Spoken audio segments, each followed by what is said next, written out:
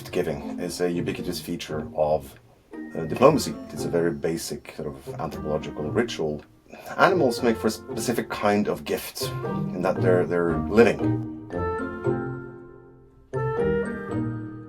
We do have some of the earliest written sources on relations between political entities, between Egypt and surrounding polities. In Egypt, which was sort of constantly at war with Nubia, to Egypt's south, although Nubia might be in principle subordinate, they would typically then send animal gifts to show their subordination. We find giving of giraffes as tribute. Could be cattle, could be camels along the Silkway, and particularly horses. We give you horses, you give us protection, and maybe also give us silk or something exclusive. This is sort of a tit for tat, but it looks like subordination. Charles the Great, Emperor of the Franks in Europe, was sent an elephant from Harun al-Rashid, who was Caliph in Baghdad in the year 800, and those were probably the first elephants seen in Europe after the fall of Rome. To the Caliph, this is a way of showing grandeur and splendor, and look, I have an elephant.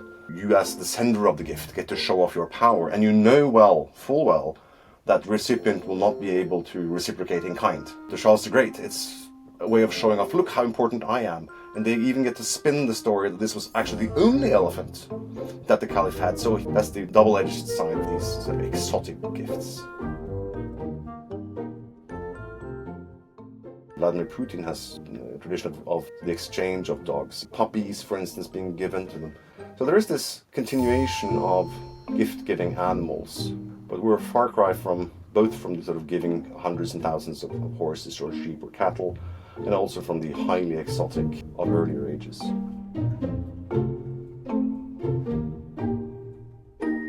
There's a story about how Nikita Khrushchev gave 2 big sturgeons to Norway when he was touring Norway in the early 60s, and that's like, yeah, the sturgeons they're sort of exotic, but they're not quite cute, and what on earth are we doing with 2 massive sturgeons from the Caspian Sea? There are 3 factors that go for a good animal gift. Now, one is scarcity. There are few of these animals, and ideally your country is the only one to have them, right?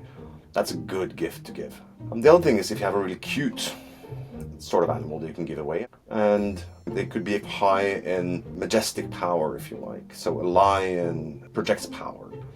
An elephant is exotic and it projects power. And it's hard, of course, to combine the being very cute with also being very majestic. You should be either majestic or cute, and ideally it could also sort of symbolize your country. So the panda is excellent in that it symbolizes China to some extent, and it is also unique to China, and it's also very cute. So that's sort of ticking most of the boxes.